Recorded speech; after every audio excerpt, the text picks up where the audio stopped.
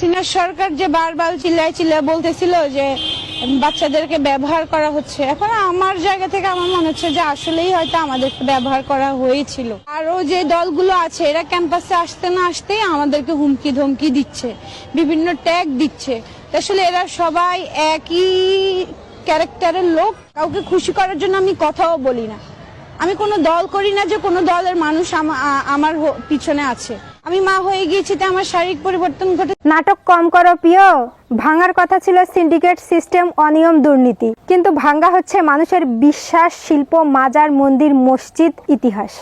ওই যে যারা উপদেষ্টারা হয়েছে তারা যে এত এত বুলেটিন রয়ে, তারা আগে কোন পর্যায়ে ছিল এখন কোন পর্যায়ে আসছে, তারা কি একবার বাজারে এসে দেখতেছে?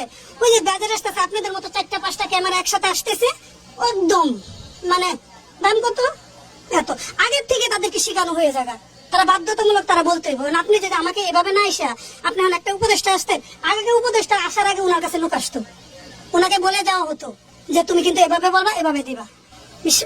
বাস্তব এগুলো আমরা চোখে দেখছি অনেক, আমি নিজে চোখে দেখেছি। হ্যাঁ, আমি নিজে চোখে অনেক দেখছি। বাট ওইখানে যদি বলেন প্রমাণ দেন, আমি কোথায় থেকে প্রমাণ দেবো? প্রমাণ আমি তো থাকবো না প্রমাণ দিতে গেলে, আমাকে তো আপনি খুঁজে পাবেন না।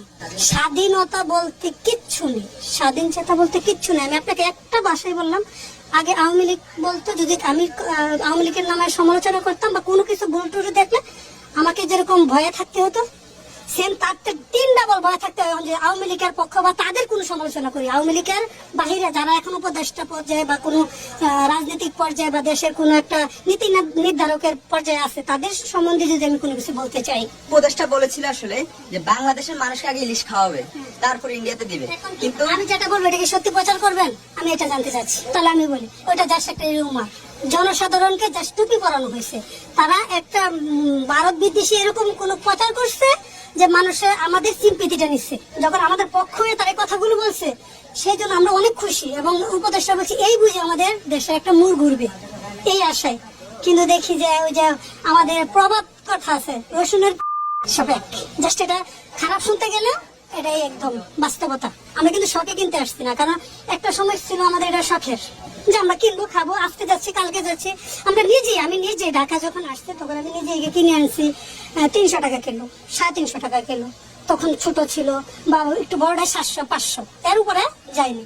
ওটা ছিল আমাদের নাগাল। এখন তো এটা আমাদের কাল্পনিক, আমরা বছরেও খাই কিনা অসম্ভব। তাকে এটা আমি দেশের বাইরে পাঠাবো তাই কিনতে আসছি, দেশের বাইরে পাঠাবো তার জন্য আমি কিনতে আসছি, নয়তো কখনোই আমাদের পক্ষে।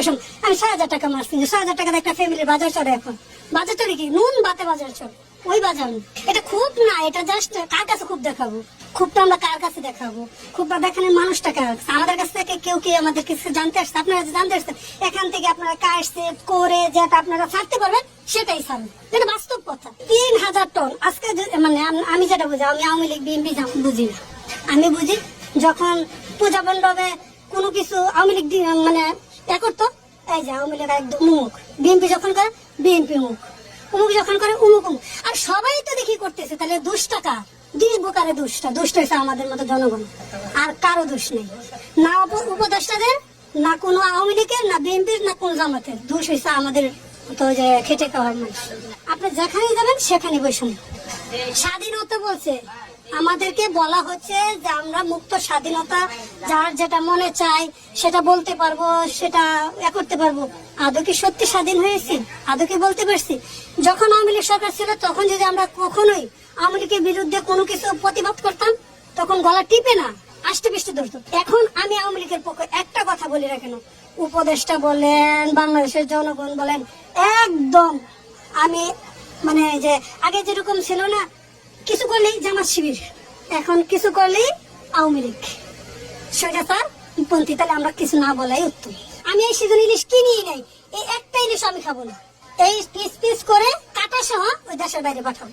ইচ্ছে তো অবশ্যই করে, করলে কি করবো? আমি 3,000 টাকাতে আমি কিভাবে ইলিশ কিনবো? আমি 2200 টাকাতে কিভাবে ইলিশ কিনবো? আমি 2200 টাকাতে ইলিশ খেলে আমি অন্য আনুষঙ্গিক বাজার আমি কুলাতে পারবো না, তাহলে আমি কিভাবে কিনবো বলেন? এই জন্য আমাদের এটা স্বপ্নই থেকেছে। আপনি বলেন তো, এই যে 3টা মাছ যে আমি নিলাম, এটা কিন্তু আমি খাবো না, আমি আরেকজনের জন্য আমি নিজে কিনতেছি, এটাকে ধোবো, কাটবো, গুছাবো, নিজের হাতে প্যাক করে দেবো। হ্যাঁ, আমার আত্মীয় বলছে যে আমি যেন রাখি, কিন্তু আমি তো জানি আমি যদি কখনো টাকা ইয়া করতে পারি, আমি হয়তো একটা ছোট হলে একটা কিনে নিয়ে বাচ্চাদেরকে নিয়ে খেতে পারবো, কিন্তু আমার আত্মীয় তো আমি পাঠাতে পারবো না।